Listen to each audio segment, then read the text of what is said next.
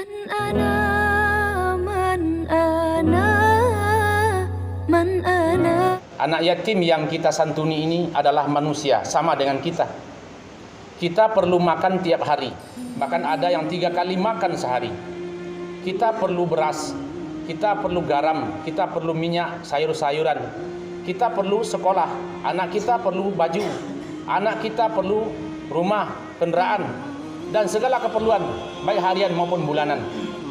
Hari ini hari mulia, setiap kita dengarkan pengumuman masjid, kas anak yatim puluhan juta, bahkan ada yang 200 juta. Di Kecamatan Pasir Penyu ini, demi Allah, saya telah mendengar tumpukan santunan anak yatim mendekati 200 juta sebelum puasa kemarin. Kira-kira dimuliakan Allah Subhanahu wa taala, setiap diumumkan kas anak yatim, bagaimana perasaan anak yatim dan keluarga yatim itu? Bagaimana perasaan mereka sekian bulan lagi menerima, sekian bulan lagi menunggu. Padahal mereka makan sekarang. Kadang-kadang butuh biaya sekolah sekarang. Kadang bajunya sudah robek, tidak bisa dibeli, butuhnya sekarang.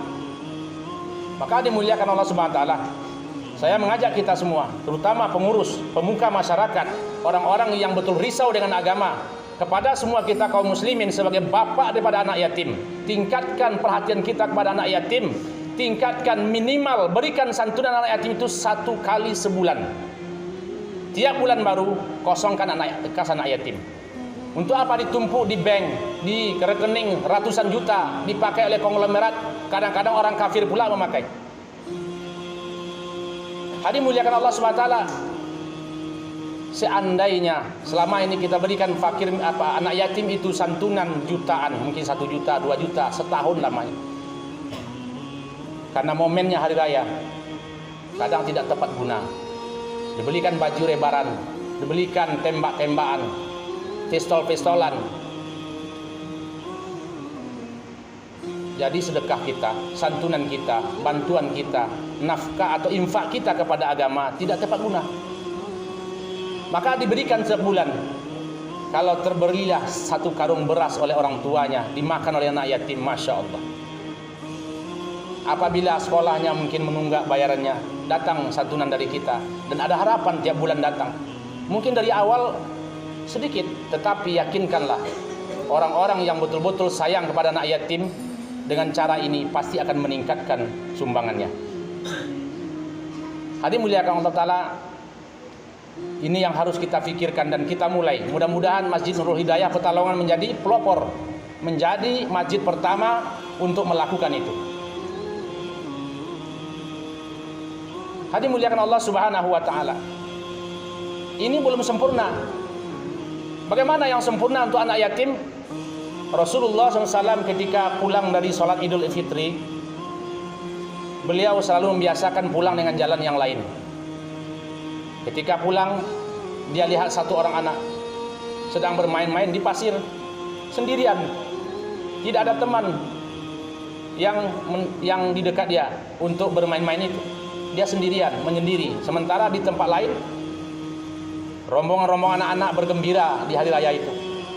Bergembira di hari raya, sedang menikmati hadiah daripada orang tuanya, dari bibinya, daripada tetangganya.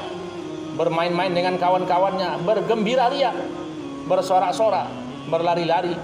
Sementara anak yang satu ini termenung duduk, kemudian sambil memainkan pasir, memandang kosong ke depan dengan wajah yang sangat sedih. Maka Rasulullah tidak tahan melihat anak ini. Didatangi, kenapa kamu nak menyendiri sementara kawan-kawan kamu bermain, bergembira di hari raya ini, di hari yang mulia ini? Maka dia melihat kepada Rasulullah, kemudian menjawab, saya anak yatim. Maka Rasulullah tidak tahan kalau mendengar anak yatim bicara. Lalu digendong langsung oleh Rasulullah anak itu. Wahai ananda, mulai hari ini engkau jadikan Muhammad sebagai ayahmu, Aisyah sebagai ibumu, Fatimah dan Ali sebagai paman dan bibimu, kemudian Hasan dan Husain sebagai kawan bermainmu. Maka dipeluklah leher Rasulullah oleh anak itu, dan Rasulullah bawa anak itu ke rumah. Hadirin muliakan Allah Subhanahu wa taala.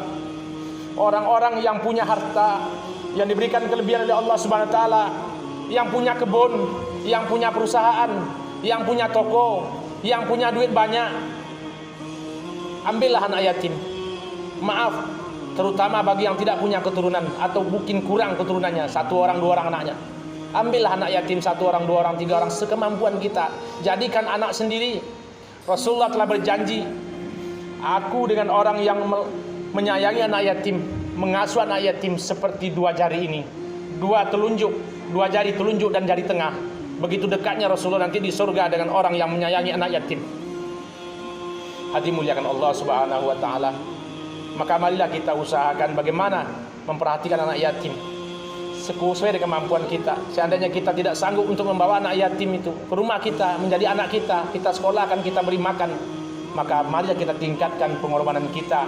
Selain untuk penyantunan dari masjid setiap bulan, bikin panitianya, kemudian pribadi kita tingkatkan untuk santunan kepada anak yatim. Di mana saja nampak kota anak yatim, batinkan hati kita, membatinlah dalam hati kita bahwa inilah kota anak saya, ini kota anak saya.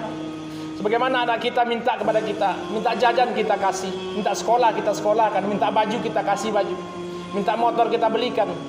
Tapi anak yatim ini anak kita, kaum muslimin. Kota anak yatim itu kota anak kita.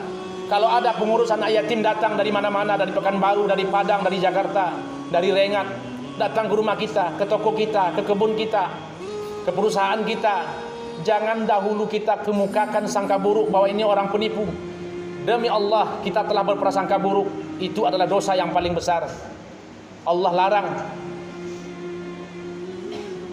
Maka serahkan kepada Allah. Tidak ada yang bisa bergerak di muka bumi sampai kepada kita kecuali dengan izin Allah. Orang itu ditunjuk oleh Allah bergerak ke depan kita, mungkin untuk menjalankan anak yatim. Memang ada anak yatim yang diasuhnya, mungkin panti asuhan. Maka berilah. Sebetulnya kita berterima kasih kepada orang yang menjalankannya. Mereka telah menyediakan waktu, menyediakan dirinya untuk mengasuh anak kita.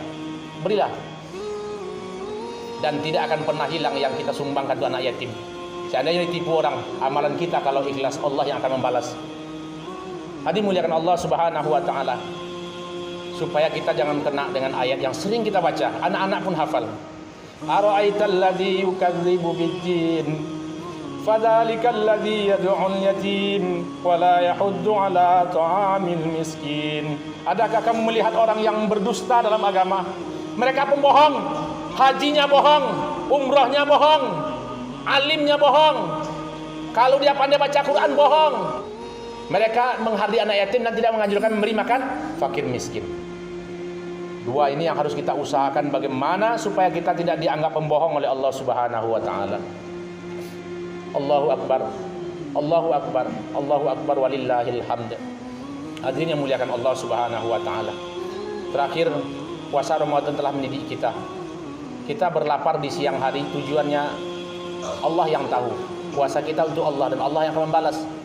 Tetapi secara jasmania kita merasakan lapar dari pagi sampai sore, dan itu pun bersama-sama, serentak pula. Imsaknya sama, berbukanya sama, setengah hari. Coba bayangkan orang-orang yang serba kekurangan, di dalam keadaan miskin, kaum-kaum duafa, kaum-kaum yang berkekurangan. Memang Allah takdirkan mereka miskin. Kadang-kadang mau masak beras tidak ada, mau masak ngutang beras dulu.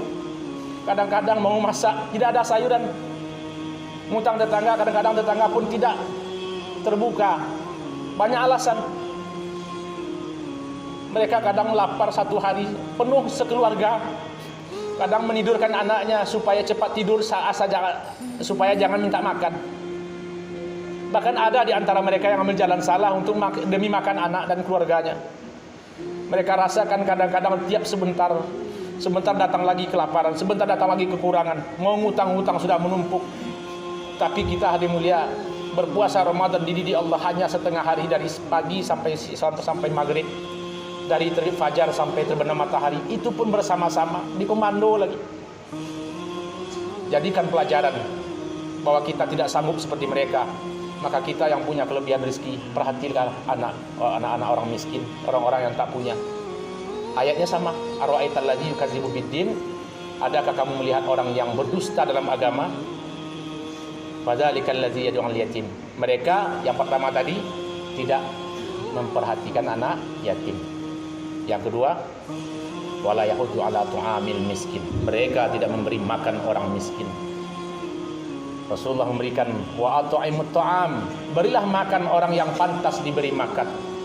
Yang diberi makan itu yang pantas diberi makan. Siapa yang pantas diberi makan? Orang yang kelaparan, jangan orang yang kekenyangan. Maka kalau kita bikin acara, Bapak Ibu yang dimuliakan Allah, acara syukuran, acara kenduri, utamakan undanglah orang-orang yang susah makan.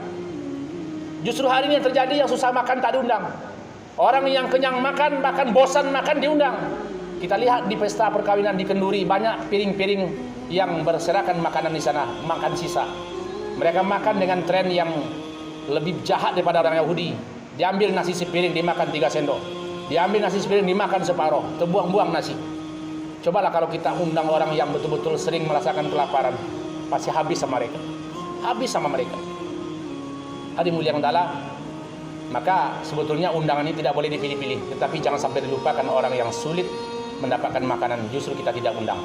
Mereka apabila kita undang, yang tadinya tidak pernah makan enak, atau mungkin sering tak makan, diundang dalam acara kita, bukan main bergembiranya mereka. Bergembira mereka, bahagia, dan mereka berdoa. Orang-orang seperti itu berdoa, doanya makbul. Pasti doanya baik untuk kita. Tidak mungkin doanya buruk untuk kita yang beri makan mereka. Hadirin muliakan Allah, sebaliknya anak yatim, orang-orang miskin yang kita abaikan, bahkan kita hardik mereka, kita benci kepada mereka, kita jauhi mereka, doa mereka juga dimakbulkan Allah. Tidak mungkin doa baik. Kalau orang-orang imannya betul, doanya baik, itu anjuran Rasulullah. Tapi kalau setan masuk bagaimana? Hadirin muliakan Allah, hati-hati dengan orang-orang yang teraniaya atas doa mereka.